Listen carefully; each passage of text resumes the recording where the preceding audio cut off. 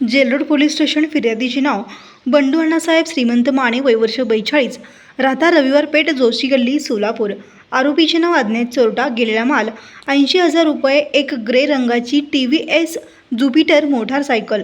यात हकीकत अशी की वरील वेळी व ठिकाणी येथील फिर्यादीच्या वरील वर्णाची व किमतीची मोटारसायकल क्रमांक MS13 EM 7561 ही वरील ठिकाणी पार्क करून भाजी आणण्याकरिता गेले असता कुणीतरी अज्ञात चोरट्याने फिर्यादीच्या संमती वाचून मुद्दाम लबाडीने चोरून नेली आहे, म्हणून तपास पोलीस हेड कॉन्स्टेबल 1311 बाबर हे करीत आहेत।